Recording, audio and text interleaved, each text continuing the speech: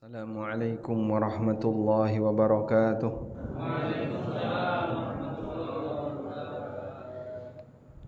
Alhamdulillahi rabbil alamin. Wassalatu wassalamu ala ashrafil mursalin Nabiyyina wa maulana Muhammadin wa ala alihi wa sahbihi ajma'in. Wa ashhadu an la ilaha illallah wahdahu la syarikalah. Wa ashhadu anna Muhammadan abduhu wa rasuluh. Salawatu Rabbi wa salamu alaihi wa ala alihi wa ashabihi wa man sara ala nahjihi wa istanna bi sunnatihi ila yaumiddin. Alhamdulillah, puji syukur kita haturkan kehadirat Allah di malam Jumat ini. Allah Subhanahu wa taala mengumpulkan kita di Masjid Miftahul Jannah dalam rangka untuk belajar bersama. Semoga Allah Subhanahu wa taala menjadikan majelis yang kita selenggarakan di malam ini sebagai majelis yang barokah, mendatangkan pahala, bisa menghapus dosa dan mengangkat derajat bagi siapapun yang mengikutinya. Biasanya jenengan kalau makan malam jam berapa? Bar maghrib napa bar isya? Bar isya, alhamdulillah. Berarti niki boten ganggu nggih. Insyaallah sampun biasa.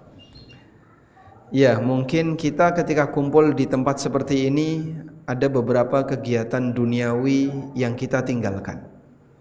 Bapak Ibu tertunda makan malam, tertunda kumpul bersama keluarga, atau mungkin sebagian di antara kita seneng nonton TV pas bar maghrib sampai isya. Kita tinggalkan itu semuanya dalam rangka untuk duduk bareng di masjid, insya Allah dalam rangka mengingat Allah Ta'ala, ibadah bersama-sama.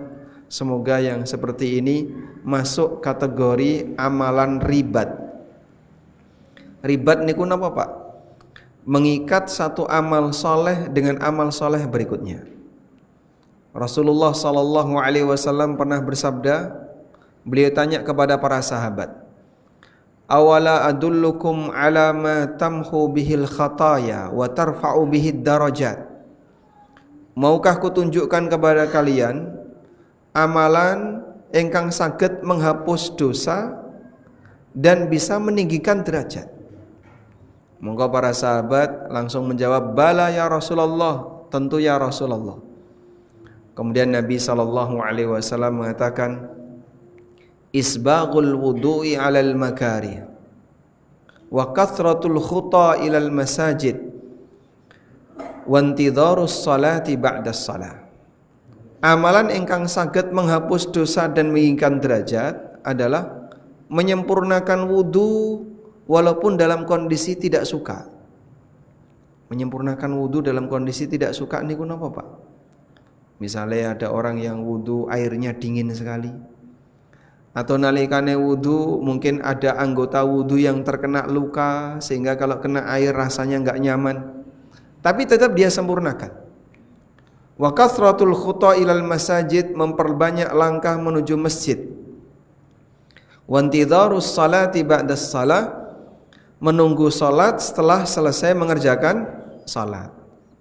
Lalu Nabi SAW ngendika, wa dzalikumur ribat wa dzalikumur ribat wa dzalikumur ribat. Amalan kados ngoten niku disebut dengan ribat, disebut dengan ribat, disebut ribat. Maksud ribat adalah merangkai satu ketaatan dengan ketaatan berikutnya. Sehingga jenengan selesai sholat maghrib, lalu sholat ba'diyah maghrib, tidak langsung pulang, tidak langsung mampir serasa, ya, tapi tetap menunggu di masjid untuk menunggu sholat berikutnya. Berarti kita merangkai satu amal soleh dengan amal soleh berikutnya. Itu disebut oleh Nabi SAW dengan kegiatan apa? Ribat, mengikat amal soleh dengan amal soleh berikutnya. Di surat As-Sajdah Allah Subhanahu wa taala berfirman menceritakan sifat penduduk surga. Di antara sifat penduduk surga adalah tatajafa junubuhum 'anil madaji' yad'una rabbahum khaufan wa tama'a. Penduduk surga itu tatajafa junubuhum, lambung mereka itu jauh anil madaji, dari tempat tidur. Bukan tipe orang yang senengane kelekaran, bukan kaum rebahan, tapi orang yang rajin berkegiatan. Apa kegiatannya? Yad'una rabbahum khaufan wa tama'a. Mereka adalah orang-orang yang rajin beribadah kepada Allah dengan penuh harap dan rasa takut kepada Allah. Kata Anas bin Malik radhiyallahu anhu, di antara makna tatajafa junubuhum 'anil madaji, lambung-lambung mereka jauh dari tempat tidur adalah humul ladzina ya'budunallaha bainal maghribi wal isya. Mereka adalah orang yang beribadah kepada Allah antarane maghrib sampai isya. Terus jenengan boten istirahat, tidak nyantai-nyantai di rumah, tapi tetap siaga melakukan taat, siaga melakukan ibadah. Ini masuk kategori lambungnya jauh dari tempat tidur di waktu malam. Sehingga kalau jenengan rajin seperti ini, alhamdulillah Pak Ustadz, di Masjid Miftahul Jannah ini wonten pinten pengawasan rutin? 2, malam Rabu sama malam Kamis. Jadi malam Jumat ini tambahan ekstra, Masya Allah. Ekstra ini rutin betul? Oh rutin. Jadi sekarang berarti 3 malam. Alhamdulillah. Kalau sakit ditambahi tiap malam. Kados teng Masjid Nabawi ini tiap malam, Pak. Tidak ada istilah libur kecuali pas hari besar. Sehingga dari mulai maghrib sampai isya, satu masjid ada banyak sekali kajian. Saya pengen belajar hadis, wonten syekh sing ngajar hadis. Saya pengen belajar fikih, wonten syekh sing ngajar fikih. Saya pengen belajar tafsir, wonten sing khusus belajar tafsir. Sehingga orang bisa milih. Kira-kira nek masjid di Indonesia ada seperti itu? Tinggal orang begitu datang, jenengan seneng sinau napa? Oh, kula seneng sinau tafsir. Oh, silahkan di sana. Yang senang hadis silahkan di sini, yang pengen belajar fikih ada di sini. Satu masjid bisa melayani kebutuhan semua masyarakat. Mungkin kalau masjid kita enggak seperti itu ya. Ane sak masjid ana 2-3 kajian ya, nanti saut-sautan. Tapi setidaknya takmir menyediakan belajar fikih malam Selasa, belajar tafsir malam Kamis, belajar apa lagi malam ini, sehingga setiap malam selalu ada materi-materi yang dibutuhkan oleh kaum muslimin di satu masjid yang sama. Nah insyaallah kalau seperti itu, sing tumut bangun masjid, sing derek wakaf ganjarane tambah. Itulah salah satu di antara keberkahan masjid yang sering dipakai pengawasan. Salat dan salam semoga selalu tercurah untuk junjungan Nabi kita Muhammad sallallahu alaihi wasallam. Dan jenengan walaupun sedang mendengarkan pengajian karo nyender ning jopo nggih, insyaallah tetap bisa secara maksimal menyimak dengan baik. Nek kula nyebut nama Nabi sallallahu alaihi wasallam melu salawat. Umi sallallahu alaihi wasallam. Terutama sekarang malam Jumat dan hari Jumat. Nabi sallallahu alaihi wasallam pernah bersabda, "Inna min afdali ayyamikum yaumul jum'ah." Inna min afdali ayyamikum yaumal jum'ah. Sesungguhnya hari yang paling afdal di antara kalian yang kalian punya adalah hari Jumat. Fa'akthiru fihi minas salati alayya. Karena itu nalikane malam Jumat atau di hari Jumat, perbanyaklah salawat kepadaku. Fa inna salatakum ma'rudatun alayya. Karena salawat kalian ditampakkan kepadaku. Terus Bapak Ibu, nek pengen ngirim salawat dumateng Nabi sallallahu alaihi wasallam, perlu enggak datang ke kota Madinah? Enggak perlu. Jenengan saged ngirim salawat di mana Pak? Di semua permukaan bumi ini. Itulah kemudahan yang diberikan oleh Allah Subhanahu wa taala. Beda kalau sama orang lain. Kula kok pengen maringi salam kepada si A. Datang ke rumahnya si A. Assalamualaikum. Barulah salam kita sampai kepada si A. Tapi untuk Nabi sallallahu alaihi wasallam enggak perlu seperti itu. Sehingga pengen maringi salawat dan salam dumateng Kanjeng Nabi sallallahu alaihi wasallam, jenengan tidak harus datang ke kota Madinah. Andaikan syarat untuk bisa memberi salam kepada Nabi sallallahu alaihi wasallam harus datang ke kota Madinah, harus mendekat ke makam beliau sejarak 5 meter minimal misalnya. Wah, ora cukup panggonane, Pak. Tapi Allah berikan kemudahan. Sedaya umat Muhammad sallallahu alaihi wasallam saged menyampaikan salawat dan salam dimanapun mereka berada. Makanya sampai para ulama itu mengkritik, meluruskan kebiasaan sebagian orang. Nalikane wonten jamaah haji atau jamaah umroh, terus pamitan karo tanggane. Wonten tanggane sing titip salam ya. Kangge sinten? Raja Salman. Wah, ora bakalan mungkin nek katene. Titip salam kangge sinten? Kangge Kanjeng Nabi sallallahu alaihi wasallam. Mboten usah titip salam. Wong awakmu ya iso menyampaikan salam di sini. Saged mboten selawat teng ngetiran? Saged. Di bumi ngetiran sampean bisa memberikan salawat. Di bumi ngetiran jenengan bisa menyampaikan salam untuk Nabi sallallahu alaihi wasallam. Karena tidak harus datang ke Madinah, ke dekat makam Rasulullah sallallahu alaihi wasallam. Bahkan disebutkan dalam hadis yang lain, Rasulullah sallallahu alaihi wasallam pernah bersabda, "Innalillahi malaikatan sayyahina fi turuqat." Sesungguhnya Allah Subhanahu wa taala niku mengutus para malaikat yang mereka berkeliling di jalanan di muka bumi ini. Yuballighuni an ummatis salam. Tugasnya adalah menyampaikan salam untukku dari umatku. Sehingga jenengan nalikane mengucapkan Allahumma salli wa sallim ala nabiyyina Muhammad, malaikat ini menyampaikan, wahai Rasulullah, si fulan, si A, si B manggon yang nyelempit RT telu ngetiran nomor 735. Wah niku nek didelok ning peta ya mung sak titik ora ono, Pak. Menyampaikan salam kepada Anda. Subhanallah. Salam umat Nabi Muhammad oleh Allah Subhanahu wa taala disampaikan kepada beliau melalui sinten? Para malaikat. Monggo para sahabat bertanya, "Ya Rasulullah, wa kaifa nusallimu alaika wa qad arimta?" Lah terus pripun carane kita menyampaikan salam kepada Anda padahal Anda sudah jadi tanah? Wong niku nek mati kan suwe-suwe jasadnya jadi tanah. Apa kata Nabi sallallahu alaihi wasallam?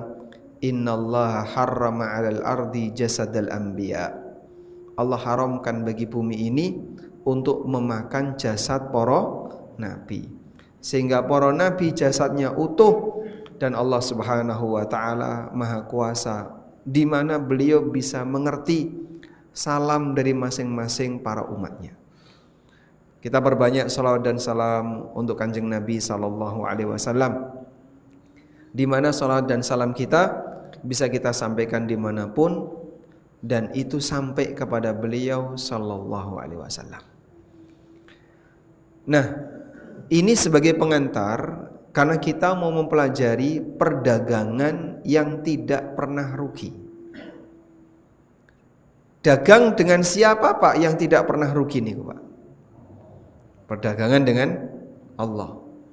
Pripun maksudnya kok dagang dengan Allah? Dalam pikiran manusia, mereka itu selalu membayangkan untung rugi ketika dia bersikap.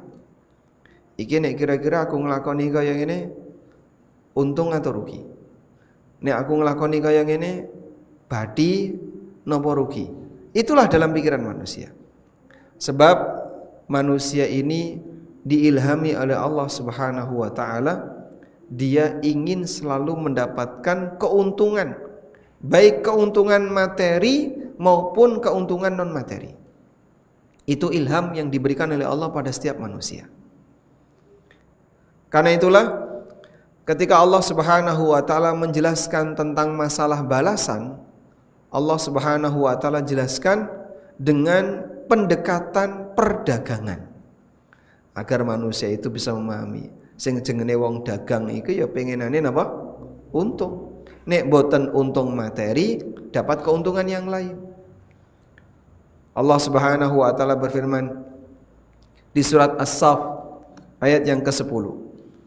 Ya ayyuhalladzina amanu hal adullukum ala tijaratin tunjikum min adzabin alim. Hei wong-wong mukmin, hal adullukum ala tijaratin, apakah mau aku tunjukkan kepada kalian ala tijaratin, bentuk perdagangan, tunjikum min adzabin alim, yang nanti keuntungannya bisa menyelamatkan kalian dari azab yang menyakitkan. Sehingga hasil yang didapatkan oleh seorang hamba itu adalah jaminan keamanan. Yang namanya jaminan keamanan itu mahal atau murah, Pak? Mahal atau murah? Jaminan keamanan. Jenengan misalnya ya, dikasih 2 pilihan. Pak, ini ada 2 jenis usaha. Usaha yang pertama, badine banyak, Pak. Tapi nek rugi, iso ngentekno omah, ngentekno lemah. Tapi nek badine banyak. Usaha yang kedua, Bapak dalam kondisi aman, ora bakalan Bapak rugi. Walaupun bisa jadi Bapak tidak mendapatkan materi. Ya. Kira-kira jenengan pilih sing pundi, Pak? Hah? Jenengan pilih sing pundi? Wah, aku nek model aku iki ya sing penting selamat ya, Mas. Badi saiki ora apa-apa, sing penting selamat. Mungkin masing-masing orang punya gaya yang berbeda. Ada sebagian orang wis gak apa-apa, rugi-rugi gede ra apa, ngentekno omah, ngentekno lemah, entek kabeh, ngentekno sawah wis. Ini bisa menghilangkan semuanya, bahkan sampai iso masuk penjara. Nek wis rugi. Bismillah, wani aku. Nah, mungkin ada orang seperti itu. Tapi ada sebagian orang yang ketika menghadapi resiko dia takut. Allah Subhanahu wa taala menyampaikan bahwa perdagangan yang ditawarkan oleh Allah kepada hambanya tunjikum min adzabin alim, memberi jaminan keamanan bagi kalian dari azab yang menyakitkan. Iku nek cara menungso kita diberi asuransi keselamatan. Padahal kalau dalam kehidupan realita yang kita hadapi, wong niku nek melu asuransi modal boten, Pak. Bayar boten? Bayar. Sampai kadang ada sebagian orang itu saking takutnya dengan resiko hidup, semua diasuransikan. Asuransi kuku, asuransi kuku, asuransi tangan, asuransi kaki, asuransi kepala. Hanya di satu bagian kecil dalam tubuhnya itu diasuransikan. Pemain bola ini sing diasuransikan apa? Kaki. Karena dia merasa kaki dia ini yang paling beresiko. Nah, engko nek pas saduk-sadukan, tendang-tendangan, kena tulang apa ini namanya? Tulang betis. Wow, itu bisa tulang kering ya, bisa patah. Kalau sudah patah, nah asuransi yang menjamin. Itu bayarnya mahal, Pak. Diasuransikan. Ada orang itu mengasuransikan kaca mobil. Mong kocone tok lho, Pak. Dadi nek baret kok dudu kocone, misalnya yang baret dashboardnya atau belakangnya, bukan kacanya, ya enggak di cover. Asuransi khusus kaca mobil. Karena saking seringnya ada resiko yang bisa membuat kaca itu pecah. Ada asuransi khusus tangan, asuransi khusus. Itu bukti bahwasanya manusia ingin agar dia dalam kondisi selamat. Sehingga bagaimana ketika dia menghadapi resiko, itu ditangani sebelum dapat resiko dengan cara diasuransikan. Nah, Allah Subhanahu wa taala memberitahu, tidak ada ancaman yang lebih menakutkan dibandingkan ancaman nalikane ning akhirat. Fayauma idzil la yu'adzibu 'adzabahu ahad wa la yuthiqu wathaqahu ahad. Pada hari ini tidak ada yang bisa menyiksa manusia, bisa menyiksa hamba dengan siksaan yang lebih mengerikan dibandingkan siksaannya Allah. Jadi manusia menyiksa manusia yang lain itu terbatas. Manusia kalau menyiksa manusia yang lain itu sifatnya terbatas. Tidak ada siksaan yang lebih menakutkan dibandingkan siksaan Allah. Ada salah satu jamaah di Jakarta yang dia sedang dizolimi oleh orang tertentu, tapi dia nggak bisa balas sebab yang mendolimi ini aparat. Terus beliau tanya ke saya, tolong saya diberi penguatan biar saya bisa tabah menghadapi tekanan dari orang ini. Akhirnya saya sampaikan, Anda perlu tahu bahwa kezaliman apapun di dunia ini tidak akan ada yang disia-siakan oleh Allah. Wala tahsabannallaha ghafilan amma ya'maludz zalimun. Jangan kau menyangka bahwa Allah akan melupakan perbuatan yang dilakukan oleh orang zalim. Mungkin sekarang dia bisa merasa aman.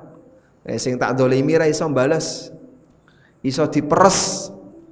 Dirok donyane, hartanya diambil. Lalu saya sampaikan, siapapun di dunia ini tidak akan mampu menyiksa manusia melebihi dari apa yang dia inginkan. Tidak bisa. Jadi manusia menyiksa manusia itu terbatas. Misalnya, wong Yahudi nyiksa orang-orang Palestina. Disiksa, ditembaki dodor mati, udah selesai. Kalau udah mati bisa nggak disiksa, Pak? Kalau orang sudah mati bisa disiksa, Pak? Oh, sek loro hati, Pak. Bar nyiksa sampai dipateni sek loro hati, dongkole durung ilang. Jasadnya diambil, dimutilasi, dipedot-pedot, dicacah-cacah. Yang mati merasakan sakit enggak, Pak? Tidak. Sehingga mungkin dongkole durung ilang itu sampai jasadnya itu dicacah-cacah, dipotongi kecil-kecil, diguntingi kecil-kecil. Wis rasakno iki ta. Nah, sampean kaya ngono percuma saja. Karena orang kalau sudah mati dia sudah tidak bisa merasakan sakit. Dendam dia, sakit hatinya dia kepada kaum muslimin ketika menyiksa kaum muslimin melebihi batas, itu sampai orangnya mati sakitnya itu belum hilang, dongkol dia itu belum hilang. Sehingga dia tidak bisa menyiksa lebih daripada apa yang dia inginkan. Sudah? Itulah manusia. Maka manusia kalau menyakiti orang lain itu sifatnya terbatas. Aku ya pengennya lebih dari ini, nek iso ya luweh kok iki. Tapi dia enggak bisa sebab semuanya ada batasnya. Makanya Allah tegaskan dalam Al-Qur'an, la yu'adzibu adzabahu ahad. Tidak ada yang bisa memberikan hukuman dan siksaan melebihi siksaannya Allah. Seperti siksaannya Allah. Jangankan melebihi ya, seperti siksaannya Allah, tidak ada yang bisa. Sebab Allah kalau sudah menghukum hambanya, hukuman yang tidak bisa dibayangkan oleh nalar manusia. Karena itu Allah Ta'ala berikan jaminan di sini, wahai wong-wong mukmin, hal adullukum ala tijaratin tunjikum min adzabin alim. Maukah aku tunjukkan kepada kalian sebuah perdagangan yang keuntungan dari perdagangan itu adalah kau akan mendapatkan jaminan keamanan dari azab besok di akhirat. Masya Allah. Pak, nek wong niku diminta untuk melihat neraka, cuman nengok tok. Sampean pilih pundi? Nggih? Nyemplung neraka, selamat, kemudian dikembalikan ke dunia, dapat nikmat. Atau tidak nyemplung neraka tapi dibinasakan. Sama sekali tidak tersentuh neraka, tapi begitu melihat neraka langsung dibinasakan. Mungkin orang akan milih yang kedua. Rapopo ora entuk nikmat, sing penting ora nyemplung neraka. Saking mengerikannya suasana itu. Nabi SAW pernah berkhutbah Dan ketika beliau sedang berkhutbah, beliau lihat neraka. Ketika beliau sedang berkhutbah, beliau itu melihat neraka. Lalu beliau mengatakan, "Wa ma ra'aitu mandharan afdha'a minhu." Tidak pernah aku melihat pemandangan yang lebih mengerikan dibandingkan suasana siksaan di neraka. Tidak bisa dibayangkan oleh nalar manusia. Lalu Allah Subhanahu wa taala menjelaskan, "Tu'minuna billahi wa rasuli wa tujahiduna fi sabilillahi bi amwalikum wa anfusikum. Dzalikum khairul lakum in kuntum ta'lamun." Kalau kau ingin mendapatkan keuntungan dari perdagangan dengan Allah, syaratnya adalah ada bentuk pengorbanan yang harus kau keluarkan. Modal yang harus kau keluarkan. Modal apa yang harus kita keluarkan? Modal lahir batin. Modal batin kata Allah, tu'minuna billahi wa rasulih. Allah dan Rasulnya. Tidak semua orang mau memiliki iman seperti ini. Alhamdulillah Allah kasih kita hidayah. Sedaya yang ada di sini dados wong mukmin kepada Allah dan Rasulnya. Ini modal batin. Sehingga hatimu meyakini Allah Subhanahu wa taala itu zat satu-satunya yang berhak disembah. Hatimu meyakini Allah Subhanahu wa taala satu-satunya zat yang maha kuasa, yang bisa mengabulkan doa. Hatimu meyakini Allah satu-satunya zat sing ngerti hal sing gaib. Tidak ada satupun makhluk yang tahu hal yang gaib dan seterusnya. Itulah beriman kepada Allah. Beriman kepada Rasulullah, hatimu meyakini satu-satunya panutan yang tertinggi adalah Nabi sallallahu alaihi wasallam. Maka kalau ada ajaran yang bertentangan dengan ajaran Nabi sallallahu alaihi wasallam, kewajiban kita pripun, Pak? Kewajiban kita pripun? Meninggalkan semua ajaran yang bertentangan dengan ajaran Nabi sallallahu alaihi wasallam. Nyun sewu. Kalau ada ajaran leluhur yang bertentangan dengan ajaran Nabi, kita pilih mana? Kalau ada ajaran leluhur bertentangan dengan ajaran Nabi sallallahu alaihi wasallam, kita pilih mana, Pak? Hah? Tinggalkan yang mana? Tinggalkan leluhur. Tinggalkan ajaran leluhur. Berat bagi sebagian orang. Kita kan harus menghormati leluhur. Dan sebagai bentuk memuliakan leluhur, kita harus melestarikan ajaran leluhur. Leluhur kamu siapa? Mbah ora ngerti. Apa leluhur kamu Nabi? Oh enggak. Yang penting pokoknya kami punya leluhur. Simbah-simbah kita dulu yang pernah memberikan pendidikan seperti ini. Ya ini bertentangan dengan ajaran Nabi, ajaran wahyu, ya tidak boleh dibela. Allah Subhanahu wa taala menyebutkan dalam Al-Qur'an, salah satu di antara cara orang musyrikin menolak ajaran para nabi adalah beralasan dengan ajaran leluhur. Wa idza qila lahum ittabi'u ma anzalallah qalu bal nattabi'u ma alfaina alaihi aba'ana. Apabila disampaikan kepada mereka, ittabi'u ma anzalallah, ikutilah apa yang Allah turunkan. Qalu, mereka menjawab, bal nattabi'u ma alfaina alaihi aba'ana, kami lebih mengikuti ajaran yang kami jumpai dari leluhur-leluhur kami. Jadi diajak untuk mengikuti ajaran Rasul sallallahu alaihi wasallam, luweh milih napa? Ajarane leluhur. Itu gaya orang musyrik masa silam. Dan sampai sekarang di tengah kaum muslimin masih ada yang seperti itu.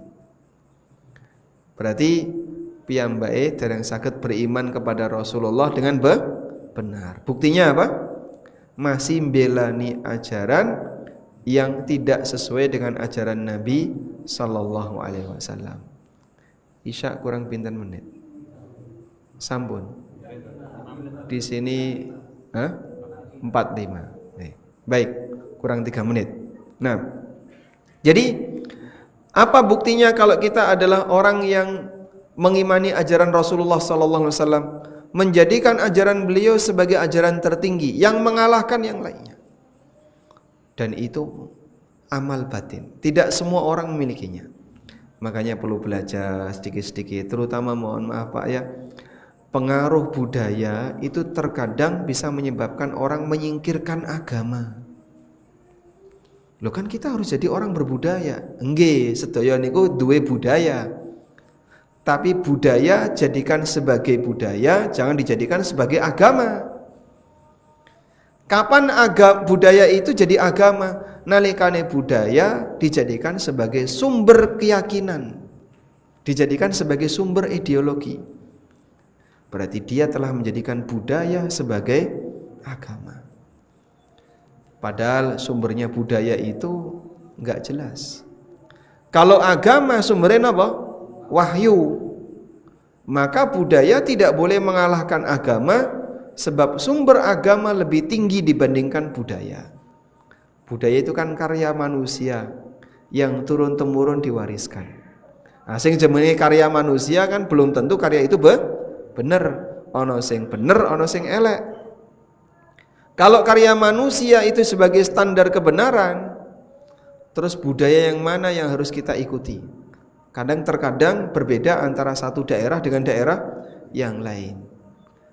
Ya sing jenenge wong niku dimanapun dia berada, langit dijunjung, bumi dipijak. Berarti budaya lokal.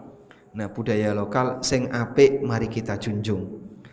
Yang bertentangan dengan wahyu, mohon maaf, kita punya aturan. Ittabi'u ma unzila ilaikum mir rabbikum. Ikutilah wahyu yang diturunkan oleh Allah kepada kalian. Baik. Ini kurang 3 menit sebenarnya. Menika adzan teng pundi, Pak? Sampun dereng? Belum. Nggih, kita lanjutkan sedikit ya. Lalu Allah Subhanahu wa taala mengatakan, wa tujahiduna fi sabilillahi bi amwalikum wa anfusikum, dan kalian berjihad di jalan Allah dengan harta kalian dan jiwa kalian.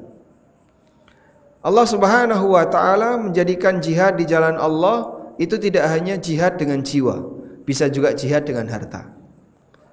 Jihad dengan harta contohnya apa, Pak? Kalau di masa silam mendukung kegiatan jihad fi sabilillah dengan mengeluarkan hartanya untuk berangkat berperang. Kalau sekarang mungkin kita tidak menjumpai itu. Maka yang bisa kita lakukan adalah mendukung kegiatan dakwah, penyebaran syariat Islam atau pendidikan masyarakat dengan biaya yang, sebab orang ketika mengeluarkan harta itu hasilnya berbeda-beda tergantung bagaimana cara dia menyalurkan hartanya. Baik, biar lebih fokus kita break dulu saja ya. Insyaallah nanti setelah adzan Isya tambah sebentar baru kita selesaikan. Wallahu taala alam wa sallallahu ala nabiyyina Muhammadin wa ala alihi wa sahbihi wasallam.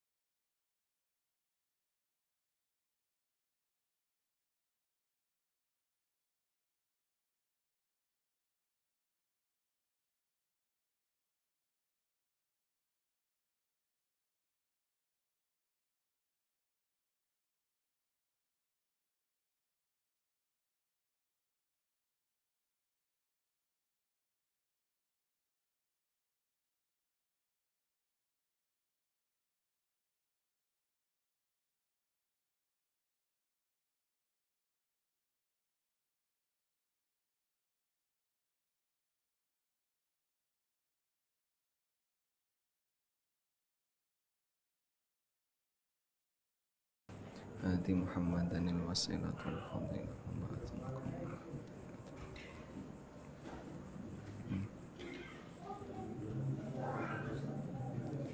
Alhamdulillahi Rabbil Alamin. Wassalatu wassalamu ala ashrafil mursalin Nabiyyina wa maulana Muhammadin wa ala alihi wa sahbihi ajma'in. Wa ashhadu an la ilaha illallah wahdahu la syarikalah. Wa ashhadu anna Muhammadan abduhu wa rasuluh. Kita lanjutkan ya. Allah Subhanahu wa taala menjelaskan orang yang melakukan perdagangan dengan Allah, manusia itu bayarnya pakai apa? Bayarnya pakai iman. Ini amalan batin. Amalan batin bentuknya beriman kepada Allah dan Rasulnya. Tadi kita sudah jelaskan seperti apa hakikat beriman kepada Allah dan seperti apa hakikat beriman kepada Rasul sallallahu alaihi wasallam. Kemudian Allah mengatakan wa tujahiduna fi sabilillahi bi amwalikum wa anfusikum. Dan kalian berjihad di jalan Allah bi amwalikum wa anfusikum, dengan harta kalian dan jiwa kalian. Berjihad di jalan Allah dengan harta dan jiwa. Niku rupane pripun, Pak? Berjihad dengan harta berarti mengeluarkan harta untuk kegiatan fisabilillah. Nek zaman dhisik bentuknya adalah membiayai orang-orang yang mau berangkat jihad. Nah, dulu para sahabat niku berlomba-lomba, Pak. Sampai suatu ketika Nabi SAW mengumumkan bahwa besok akan ada kegiatan jihad. Siapapun silahkan nyumbang. Umar bin Khattab radhiyallahu, kali ini akan aku kalahkan Abu Bakar. Berangkatlah Umar radhiyallahu anhu dengan membawa hartanya. Diserahkan kepada Rasulullah sallallahu alaihi wasallam.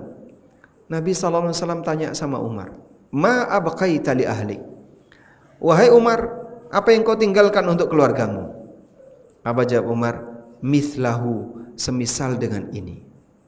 Berarti sedekah Umar pinten, Pak? Setengah hartanya. Nek kira-kira jenengan gadah rekening itu, langsung cek saldo, potong separuh, bawa ke hadapan Nabi sallallahu alaihi wasallam. Takon bojone, "Bu, duwe emas piro?" Ning pawon kae ono.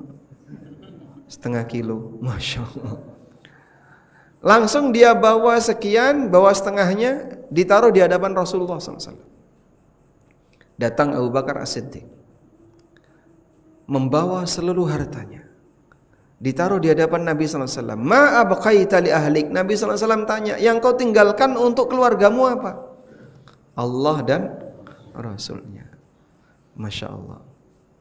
Jenengan nek kados ngoten niku diseneni bojone mboten, Pak? Bapak iki nek infak ora taren-taren. Ora takon-takon sing wedok. Lah sing duwe sapa? Sing nyambut gawe sing lanang, tapi ketika sing lanang nganggo duwite kudu taren wong wedok. Nek wong wedok bayar arisan ora taren wong. Ngoten nggih, Pak? Baik. Jamaah dimakan Allah Subhanahu wa taala, berinfak fi sabilillah gaya para sahabat memang tidak ada tandingannya. Sahabat itu kalau berinfak seperti mereka enggak takut miskin. Seperti Rasulullah sallallahu alaihi wasallam. Beliau adalah manusia yang infaknya paling tinggi. Sampai ada sebagian orang yang pernah dikasih oleh Nabi sallallahu alaihi wasallam 100 ekor onta. Ada yang diberi kambing 1 lembah, ora hitungan, Pak. Orang ini pulang ke kampungnya dalam posisi dia belum masuk Islam, lalu pulang ke kampungnya ngajak masyarakat di kampungnya. Ini kepala dukuh ini. Langsung datang ke kampungnya. Ya qaumi aslimu fa inna Muhammadan qad a'ta'atiyatan ma yakhshal faqah. Wahai kaumku, masuklah kalian ke dalam Islam. Sesungguhnya Muhammad memberikan kepadaku hadiah yang menunjukkan kalau dia ora wedi kere, tidak takut miskin. Jadi sampai satu kampung masuk Islam karena pemberian Nabi sallallahu alaihi wasallam. Para sahabat juga seperti itu, jor-joran ketika berinfak. Sampai sahabat Jabir bin Abdullah radhiyallahu anhu pernah mengatakan, ma min ashabin nabi sallallahu alaihi wasallam dzu maqdiratin illa waqafa.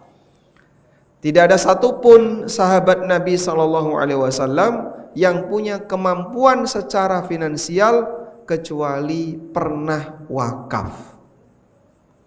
Tidak ada satupun sahabat sing duwe donya kejaba piyambake nate wakaf. Nggih. Insyaallah sedaya teng mriki saged wakaf nggih, Pak.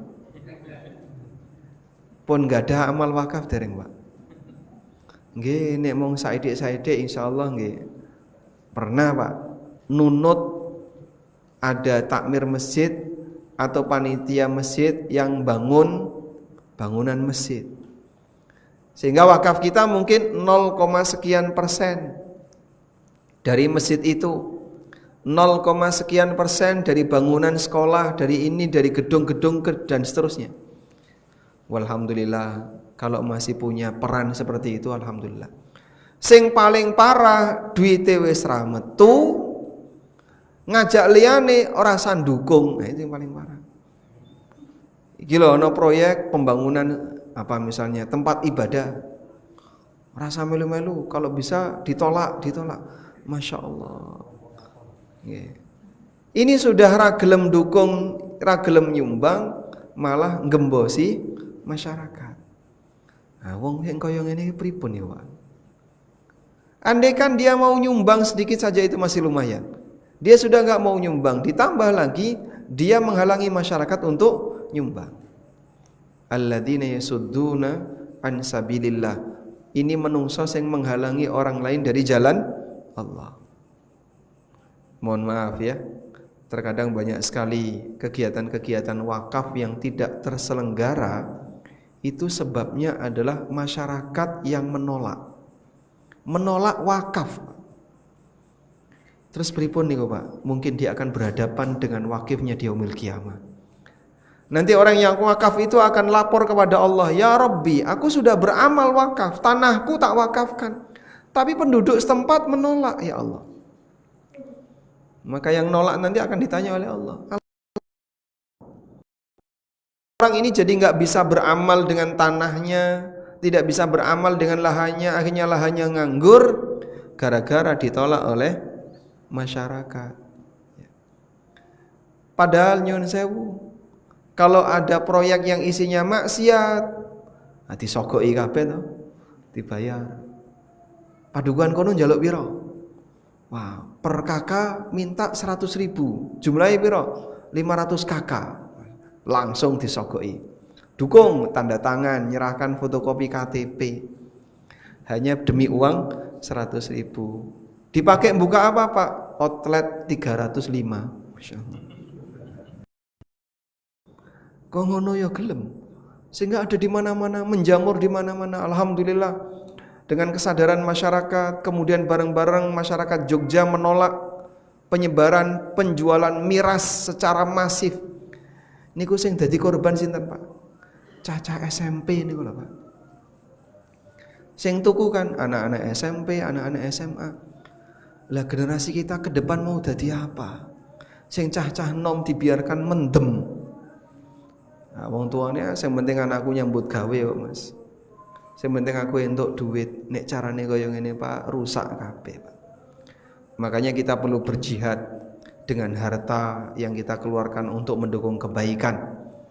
Dan bagaimana caranya agar kebaikan itu semakin menyeluruh di masyarakat setahap demi setahap. Itulah bentuk perdagangan kita dengan Allah. Mungkin kita dibandingkan sahabat tidak ada apa-apanya. Ya setidaknya nek raiso kaya sahabat niru-niru sagete.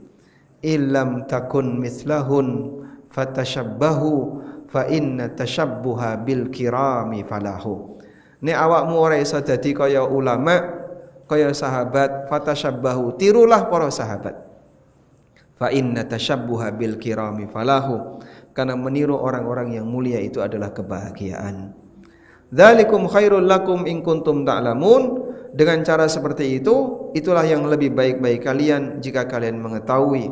Allah kasih tambahan janji, yaghfir lakum dzunubakum wa yudkhilkum jannatin tajri min tahtihal anhar wa masakin thayyibatan fi jannati adn, dzalikal fawzul azim. Allah bakal mengampuni dosa kalian, memasukkan kalian ke dalam surga yang mengalir sungai-sungai di bawahnya dan tempat yang indah di surga Aden. Surga Aden itu maksudnya apa? Aden itu artinya kekal. Surga Aden maksudnya surga sing kekal. Dzalikal fawzul azim, itulah keberuntungan yang besar. Mudah-mudahan kita termasuk di antara hamba yang dibukakan hatinya oleh Allah Ta'ala untuk mau berjuang di jalan Allah dan mendapatkan keberuntungan perdagangan di jalan Allah Subhanahu wa Ta'ala.